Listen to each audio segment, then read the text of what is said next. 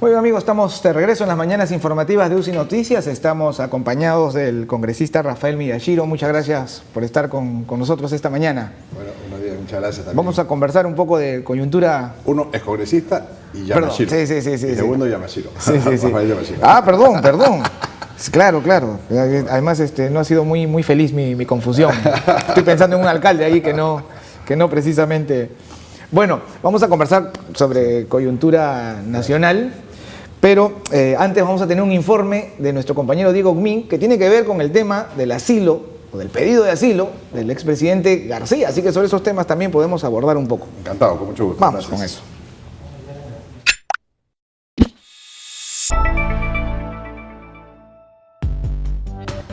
El expresidente Alan García habría solicitado asilo político a Costa Rica y Chile antes que Uruguay. Según el diario El Comercio, un emisario de García se comunicó con el encargado de negocios de Costa Rica, Charles Hernández, para consultar la posibilidad de recibir asilo en ese país. Además, habría consultado la posibilidad de asilo ante Colombia, México y también Chile. El parlamentario aprista Velázquez Quesquén no pudo descartar dicha versión. Ese detalle no lo hemos conversado ni siquiera en la dirección política. Por eso te digo que yo desconozco y la dirección política, o sea, Jorge, el resto, desconocemos que hayan habido ese tipo de tratativas. No lo puedo negar categóricamente, pero es una especulación que yo espero que se confirme o se desvirtúe en las próximas horas, ¿no?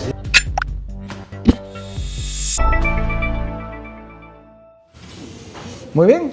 Bueno, sí, efectivamente, ¿no? Se ha venido especulando de que el expresidente García habría, primero que antes incluso de acercarse a la residencia del embajador uruguayo, habría estado mirando otras opciones. Y ya estando a la espera, al compás del tiempo que se está tomando el gobierno uruguayo, habría buscado también otras opciones. Bueno, no esperábamos que los congresistas apristas lo vayan a confirmar, ¿no? Pero de ser así, ¿qué denotaría esto?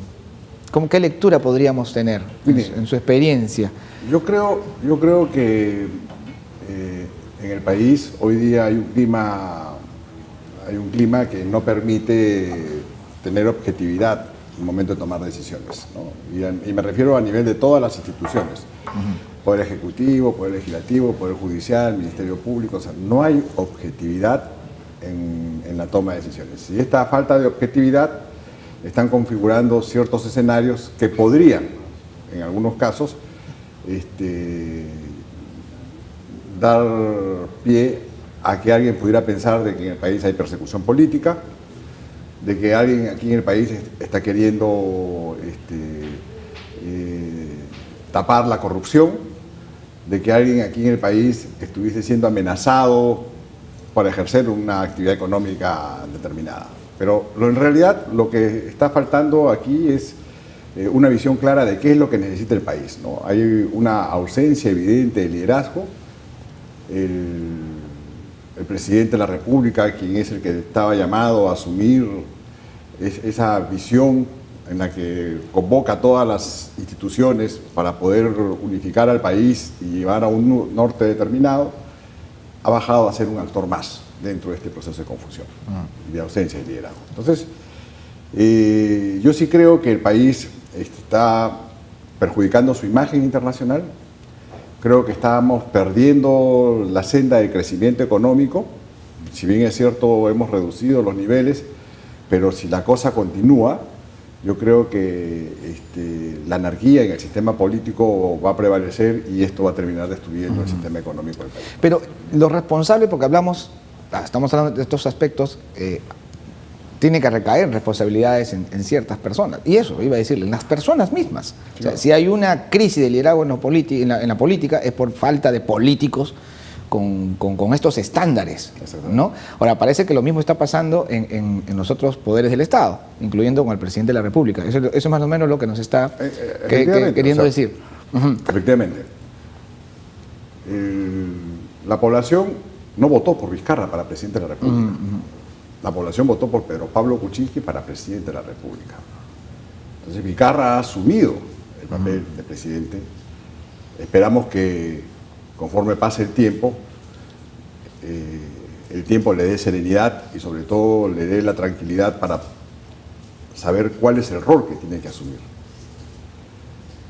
En segundo lugar, en otros poderes del Estado también hay problemas, hay dificultades, ¿no? Tenemos un Congreso de la República que cada día se fragmenta más, que cada día en lugar de ir encontrando unidad para poder solucionar los problemas legislativos, los problemas de control que tienen que realizar sobre los recursos públicos, cada día se fracciona mucho más, ¿no? Y este fraccionamiento finalmente pues abunda a la tesis planteada de que hoy día la crisis está destruyendo al país. Y los otros poderes del Estado también vemos que también tienen situaciones similares. El presidente del Poder Judicial tuvo que renunciar ante los hechos de corrupción, el Consejo Nacional de la Magistratura fue destituido y el Ministerio Público hoy día vemos que, a pesar de que la población aplaude ciertos actos, estos actos que la población hoy día aplaude por la indignación propia, finalmente podrían estar configurando un escenario que al país le haría mucho daño, ¿no? Al país le haría mucho daño, ¿no? La justicia en manos del populismo hace de que cualquier persona, cual Santa Inquisición, acusa a cualquiera y finalmente terminan condenando inocentes. No porque los culpables no tengan que pagar, sino porque los Bueno, pero inocentes... todavía no hay condenas, ¿no? Estamos en proceso. Ese es el problema. El problema está en que estamos tomando acciones Por las prisiones como para preventivas. condenados a no condenados.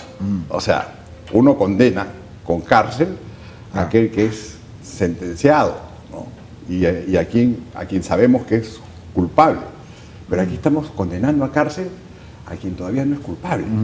Ese es el problema. Ahora, ese es un aspecto en que muchos han coincidido de que hay un exceso, ¿no? Pero que se puede corregir, ¿no? Estaríamos a tiempo. O sea, claro. La Fiscalía, el Ministerio Público también los jueces que toman estas decisiones finalmente, porque son a pedido de la Fiscalía, pero son ellos los que toman las decisiones, estarían a tiempo de comprender, ¿no? Que el sano proceso, el buen proceso, se puede ver manchado por estos excesos que después sirven de justificación para los que quieren evadir la justicia, ¿no? Exactamente. Pero estamos a tiempo. Estamos a tiempo, estamos de acuerdo, y la invocación es a que eso ocurra, ¿no? En todos los líderes y en todos aquellos que tienen que tomar decisiones por el país, lo hagan con el sentido de responsabilidad, con serenidad, no para las tribunas, sino para encontrar la verdad. Y solamente la verdad puede llevar a la paz que el país necesita. Ahora, el presidente es cierto, no votamos por él, pero sin embargo goza de popularidad. ¿Cuál cree que es a qué se debe esa popularidad? No tanto así sus ministros, ¿no? Porque la última encuesta que acabamos de ver, uno de los titulares de los diarios capitalinos dice que la gente quiere mayoritariamente que cambien a todos los ministros. Pero el presidente goza de popularidad. Claro. Miren, o sea, una cosa es medir la popularidad y otra cosa es medir la labor del presidente, ¿no?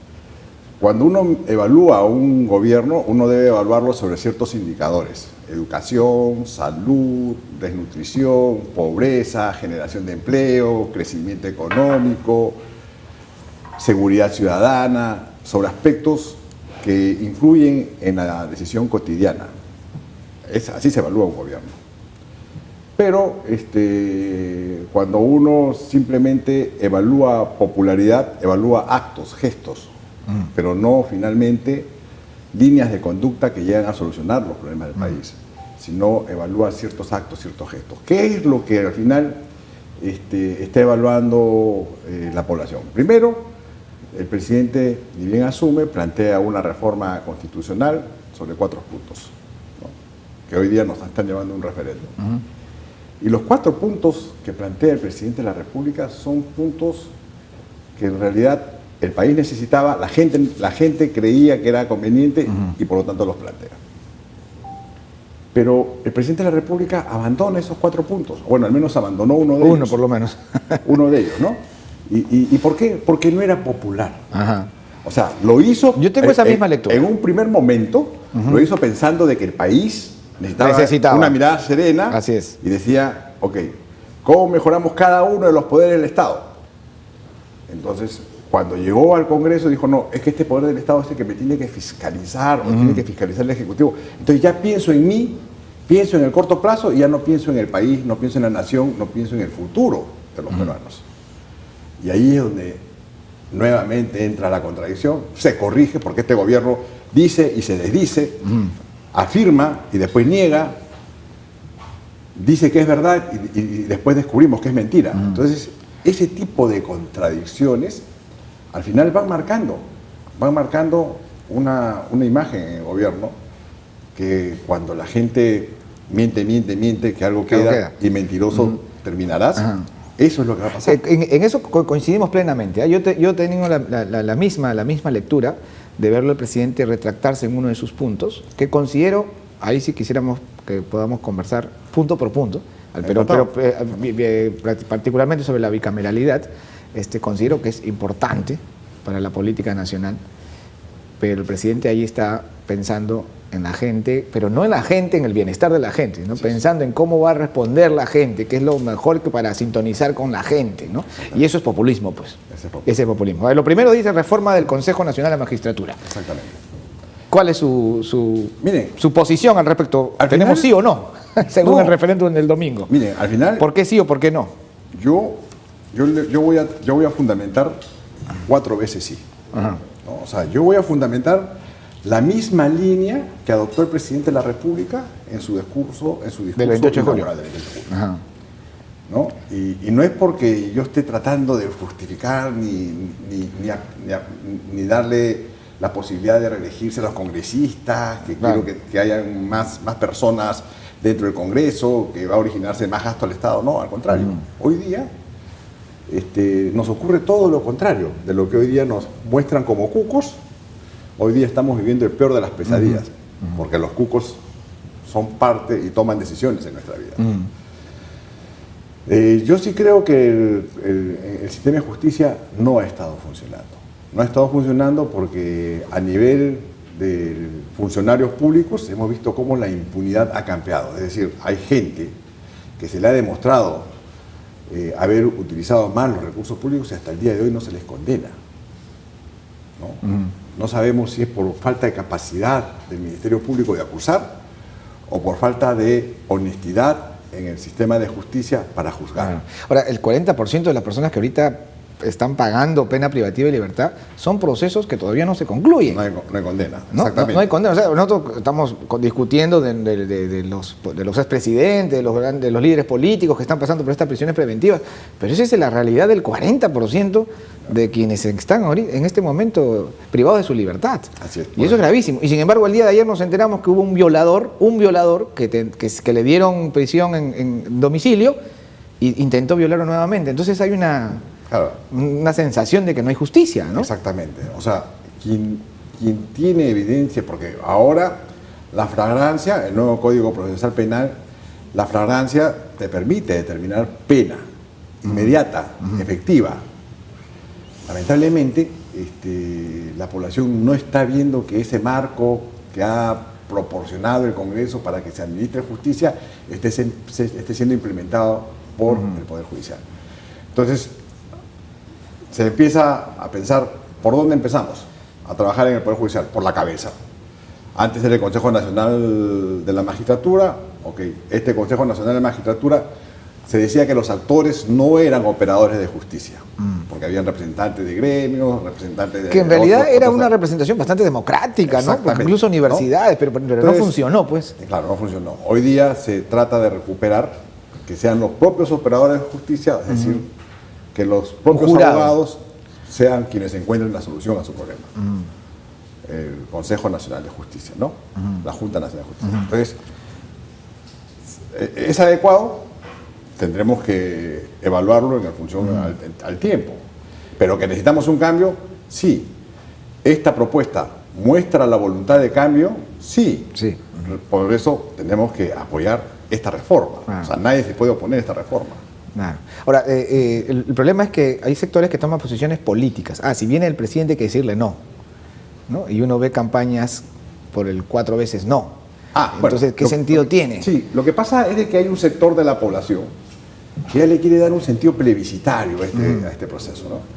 Yo creo que estamos hablando de la Carta Magna, estamos hablando del contrato social más importante que tiene el país, y lo que aquí no tenemos que actuar no es con odio, no es con pasión, o sea, no es con odio, no es con rencor, no es con revanchismo, sino con serenidad, con absoluta serenidad, con profundo amor al país, con una responsabilidad que tiene que tocar las venas del joven, de la mujer, del adulto, de todos los ciudadanos en el país.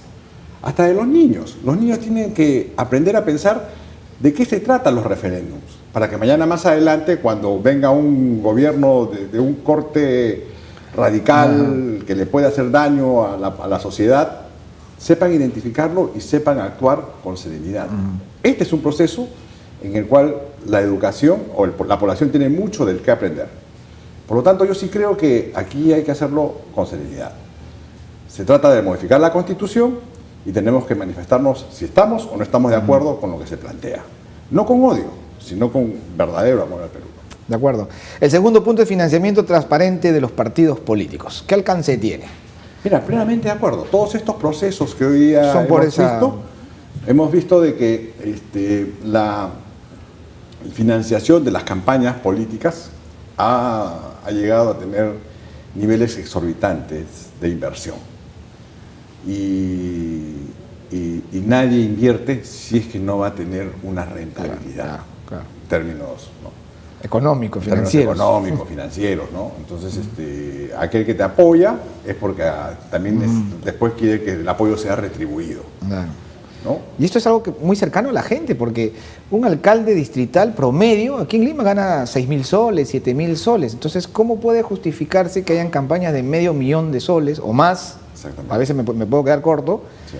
Si sumando lo que va a percibir el alcalde no va a cubrir siquiera la mitad. Ni siquiera la suma de la dieta de los regidores para los alcaldes. Exacto. Llega a cubrir. Entonces ahí hay algo detrás. ¿Por qué la gente se desespera por ser alcalde? ¿Por qué tenemos 14, 15 o 20 candidatos en un distrito de 50.000 o 60.000 electores?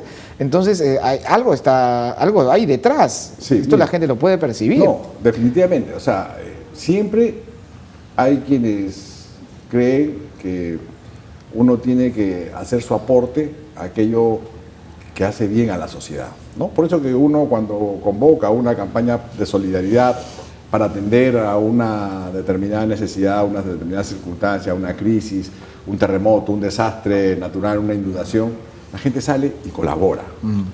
Igual lo piensan mucha gente con respecto a la administración de su ciudad. Mucha gente sale y colabora.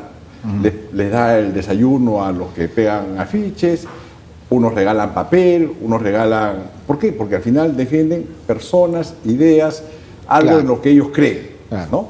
Entonces, ese tipo de campaña en donde se rescata el valor solidario está dejándose de lado por aquel donde se ve el aspecto comercial, empresarial, de inversión, rentabilidad. Que se ha mercantilizado. La política, ¿no? Entonces, ahora, ¿cómo encontrar el justo equilibrio? Transparentando todo, haciendo que todo se muestre, es decir, sí, yo recibo dinero de tal sector empresarial y, lógicamente, la población tendrá la oportunidad de compulsar sus decisiones versus el dinero que recibió. Es decir, o sea, yo recibí esto aquí, yo no voy a tomar decisiones que los beneficien directamente, porque ahí sí tendría hasta incluso una justificación para su vacancia, ¿no? Entonces, transparentar todo, que los partidos políticos, ¿no?, que las organizaciones políticas muestren el financiamiento de su campaña. Segunda consulta en el referéndum. ¿Es necesario? Sí. ¿Vizcarra lo propuso? Sí. ¿El Congreso lo aprobó? Sí. Y por lo tanto, uno creo que tiene que seguir en esa onda. Yo creo que para el país... Antes de pasar a los próximos puntos, tenemos un informe que tiene que ver con lo que estamos hablando, ¿no? Transparentar las cosas. Vamos a ver este informe.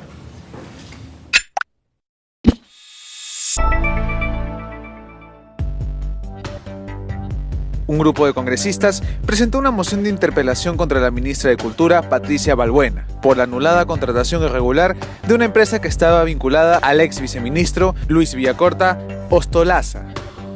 De aprobarse esta moción en el Pleno, la ministra Balbuena deberá responder 25 preguntas para poder determinar sus responsabilidades y sustentar la licitación que llevó a la renuncia del viceministro. Recordemos que el Ministerio de Cultura otorgó una licitación valorizada en poco más de 350.000 soles a una empresa que fundó y dirigió el ex viceministro de Patrimonio e Industrias Culturales, Luis Villacorta Ostolaza. La congresista de Fuerza Popular, Rosa Bartra, criticó al Ejecutivo por no tener una posición más clara sobre este caso. Ella tiene que responder a un pliego interpelatorio que hay en este momento en curso, si es que la moción de interpelación prospera. Y en todo caso, si habríamos esperado por parte de un ejecutivo, de un presidente de la República, que asimismo se denomina luchador contra la corrupción, algún acto de decisión política más allá de lo que nosotros hemos visto, en qué momento pidió la renuncia o exigió la renuncia o el acto mismo de la ministra de poner su cargo a disposición, no lo hemos visto. Y eso sí son actos políticos en los cuales se asume responsabilidad. Lo otro es discurso.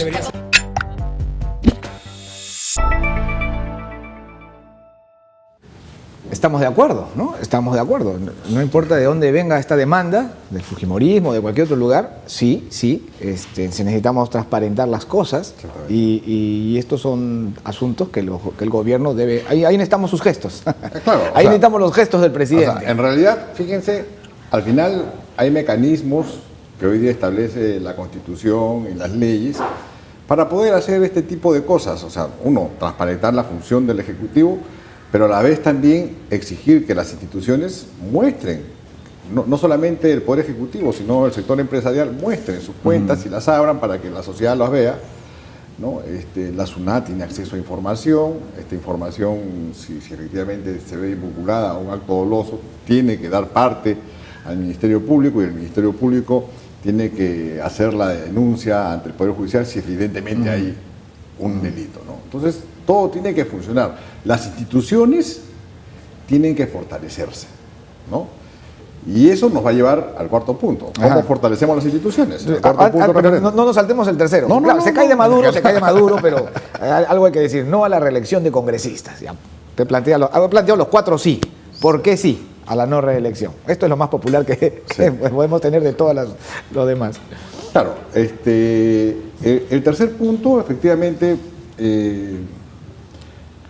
permite una reelección no inmediata, es decir, tienes que siempre descansar un periodo, después puede volver. Y en todo caso, cambiar de escenario en el cual te desempeñas. Puedes estar en el legislativo, pasar al ejecutivo, del ejecutivo al legislativo, ¿no? Miren, yo sí creo que la continuidad, es decir, la persistencia en una línea determinada de carrera, te va dando mayores atributos para tomar mejores decisiones. La propia experiencia consolida tu expertise para tomar decisiones, para actuar. Pero, bueno, hoy día hay un clima de desconfianza hacia los actores políticos y por lo tanto hay que solamente trabajar con ellos un periodo. Ahora, es cierto que el porcentaje de los congresistas reelectos es mínimo y es una cuota de experiencia importante. Yo sí pienso en eso, ¿no? Que es algo que vamos a sacrificar, entre comillas, ¿no? Pero lo que a veces no nos damos cuenta es que todos esos reelectos están en la lista de Lima. Entonces, en realidad, anulan la renovación política en la capital, ¿no? Entonces, no son muchos en la suma global de los congresistas, pero los limeños casi son todos siempre los mismos. Y entonces allí sí hay un enquistamiento, ¿no?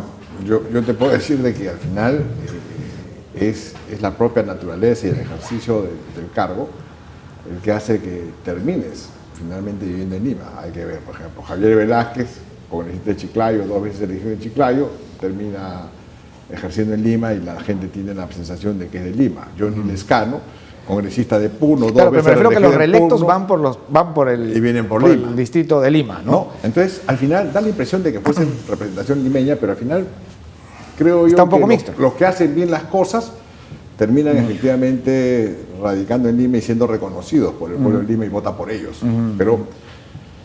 Pero yo creo que el proceso de elección y reelección finalmente es una decisión de la población, ¿no? El pueblo es el soberano, el pueblo es el que otorga el poder y el pueblo en su inmensa capacidad de análisis dice, ok, como tú piensas, oye, yo creo que no podemos perder una expertise, no podemos perder cierta experiencia, cierta capacidad. ¿Por qué lo mismo? Porque la gente sí considera que es valiosa su contribución. Y ahí es donde sale la otra parte que es importante, tolerancia. O sea, yo tengo que aprender a aceptar y respetar de que hay gente que no piensa igual que yo y que sale elegida, ¿no? Entonces, es parte pues del ejercicio de la democracia. Ah, no, pero si tú no piensas como yo pienso, entonces tú eres el enemigo y por lo tanto yo te tengo que destruir. Así no se construye un país. El país se construye poniéndonos de acuerdo, cediendo cada quien una parte de lo que nosotros pensamos que es importante para poder construir algo mucho más importante de lo que cada uno individualmente cree. Es el esfuerzo colectivo, el lograr el bien común, la paz social, que es lo que hoy día necesitamos. Entonces, finalmente, ¿sí o no a la ¿Sí? no reelección? Yo Sí. pienso que sí, porque a pesar de que no es Por un el sentido de momento, oportunidad también. es la coyuntura histórica. Mañana más adelante podrán, en el cambio de desempeño, los parlamentarios decir, oye, ¿sabes qué? Esto que hemos logrado con expertise y con experiencia, necesitamos modificarlo y por lo tanto hay que permitir que se haya reelección y los representantes elegidos por el pueblo dicen que sí, lo modificarán, ¿no? Pero dada la coyuntura, hay que hacer esta corrección para lograr la paz social. Sí, claro que sí. La bicameralidad, que es el punto que el presidente se ha desdicho, ¿no? Se ha desdicho. No es que se haya rectificado, se ha desdicho. O sea, primero planteó algo y después dijo esto no me da popularidad, Sí. mejor esto otro, ¿no? Yo creo que en eso se resume el cambio de posición del presidente, porque por la trascendencia que tiene y por querer cerrarle la puerta a 4 o 5 que quieren sacar la vuelta y quieren entrar por allí, mantenerse en el Congreso por allí, no le podemos cerrar la puerta al país de hacer un cambio de tanta trascendencia. Así es. ¿Por qué es importante para el país 2 cámaras? Volver al sistema bicameral. Mira, yo quiero poner esta propuesta en el contexto histórico. ¿Quién disolvió la Cámara de Senadores? O sea, ¿quién tenía una visión del país y de cómo gobernar que finalmente consideró una amenaza la Cámara de Senadores? Fujimori, pues, claro. ¿No? El fujimorismo. Claro. ¿No? O sea, que finalmente no se restablezca el Senado es una victoria política de aquel pensador que dijo, no, hay que matar a los viejos y a los ancianos porque saben mucho en este país. Claro. Y resolver las cosas con una mayoría, Entonces, en el Congreso, claro, una mayoría autoritaria. Autoritaria. ¿no? Claro. O sea, estas figuras se están produciendo. Y Claro. esas figuras son las que condenan a la población. Claro. Pero ¿qué es lo que dice el presidente? Como la población no quiere más costos, no quiere más gastos, no quiere más congresistas, los congresistas son sinvergüenza, hay que actuar como la gente piensa. Y en lugar de educar, en lugar de hacer un proceso de formación política, de educación cívica al ciudadano, llegamos a apoyar cualquier cosa. Entonces, él la propuso. Él propuso de que hubiesen 2 cámaras. No, es que no estoy de acuerdo con el número. Es decir, yo puse 130, ahora son 180. Mire, habían podido aprobar 300. Igual le iba a hacer bien al país. Igual le iba a hacer bien al país. ¿No? El problema está en que cuando ya se empieza a pensar en función a la popularidad y no en lo que se necesita, tomamos decisiones equivocadas. El Senado, es decir, una Cámara adicional, ¿qué representa? Bueno, pues representa la experiencia. Justamente la gente, yo me pregunto, ¿acaso los peruanos no vamos a tener capacidad de elegir a 50 ciudadanos que tengan reconocida trayectoria, experiencias para poder integrar la Cámara de Senadores? Yo creo que sí. Yo creo que al final todo el Perú es como elegir 50 presidentes. Ojo, miren la comparación. Porque como todo el país vota por cada uno de los senadores, es como elegir 50 presidentes. Y los 50 mejores pasan a ser un poder del Estado. Hay uno que va a ser elegido presidente, pero a la vez 50 personas de reconocida trayectoria que van a ser elegidos senadores. De las diferentes corrientes políticas. Es decir, vamos a buscar lo mejor de lo mejor. ¿Eso es bueno para el país? Sí, es bueno para el país. ¿Eso ayudó al país? Sí, ayudó al país. ¿Por qué? Porque la Cámara de Senadores en sus funciones tenía la de ir velando por el funcionamiento de cada uno de los poderes del Estado, es decir, la que le daba articulación nacional a la estructura del Estado era la Cámara de Senadores. La Cámara de Diputados no, es una Cámara de representación regional, claro. Yo soy representante de mi pueblo y por lo tanto voy y trabajo las demandas de mi pueblo, en la necesidad de mi pueblo. Claro. Tiene otro objetivo. Más política incluso, ¿no? Claro. No, en cambio, la Cámara de Senadores es por encima de las circunstancias locales, tengo que ver el bien general de todo el país. Claro. Y se convierte en un filtro para la calidad de leyes que se van a... Miren, imagínense, una Cámara de Senadores que ve todo el país, pero que ve un foco de desatención en la zona norte que ha sufrido inundaciones y hay decenas de miles de familias que están en desgracia y que hasta el día de hoy no se les atienda. ¿Qué hubiese hecho la Cámara de Senadores? Hubiese llamado al SAR y hubiese empezado a actuar. Y hubiese llamado a cada uno de los ministros para que rinda cuentas sobre ese hecho, porque tenían que ver el país en su conjunto.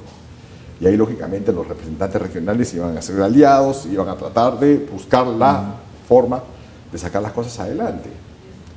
Pero hoy día no se articula así, o sea, no hay quien vea el país así. Se ve al presidente de la República, o sea, uno que tiene que tener en ciertos actos que no están alineados a los grandes problemas que tiene el país. ¿No? Mucho tiempo dedicado al tema del referéndum que no le corresponde. Él ya planteó la propuesta y simplemente como tema de discusión empezar a utilizar recursos, empezar a realizar actividades para fomentar una campaña en favor de una propuesta personal. Es decir, yo pensé así, ahora me desdigo así. No, él planteó su propuesta y esa propuesta finalmente es la que evalúa a la población. Ahora, a estas alturas, y con el desinterés y la desinformación que existe, que creo que incluso es mayor que la que hubo en las elecciones municipales, que fue una cosa muy sui generis, ¿no? También parece que es difícil, pues, ¿no? Difícil que se concrete la bicameralidad. Miren, yo creo que el pueblo peruano, así como tomó su decisión para elegir un alcalde, a último momento, pero va a tomar su decisión para poder darle tranquilidad y paz al país. Tranquilidad y paz al país. Yo sé que van a haber mensajes de odio, mensajes de... o la anticampaña a las propuestas, pero en el momento oportuno el pueblo peruano va a encontrar la sabiduría necesaria y suficiente para poder tomar una decisión serena, una decisión pensando en las futuras generaciones, pensando en sus hijos, en los hijos de sus hijos, en las futuras generaciones, pensando en lo que le va a hacer bien al país. Y eso que va a hacer bien al país, que pudo haber sido también la victoria más importante que obtuvo Vizcarra en términos históricos, porque hoy se pasaba a la historia como el presidente que propuso o restableció la Cámara de Senadores en el Perú, va a pasar como alguien que, si le sale, le salió de chiripa, porque no estuvo muy convencido en virtud de que sí, pero no. Claro, en ¿no? función y al final, lo que hoy día el país necesita es visiones claras, decididas, sostenidas y que sean firmes, ¿no? Muchos pueden no estar con el presidente, no estar de acuerdo con la política del presidente, pero estos planteamientos son buenos para el país. ¿Por qué le vamos a decir que no? Por otro lado, muchos podemos estar con el presidente, pueden estar con el presidente, apoyar la política del presidente, pero no porque el presidente le dice, en esto no, le vamos a hacer caso tampoco. Entonces pensemos por nosotros mismos, pensemos con autonomía y veamos qué es lo mejor para el país en su presente y en su futuro. Así es. Muchísimas gracias. Eso es lo que creo que va a pasar. Esperemos que así sea. Muchas gracias. Ha estado con nosotros el excongresista Rafael Yamashiro. Ya estaremos en alguna otra oportunidad, quizás después del referendo, para ver cómo nos fue. O evaluando el referendo. También, claro, cómo no. Muy bien, muchísimas gracias. Volvemos nos vamos a una pausa, volvemos con toda la noticia de UCI regional.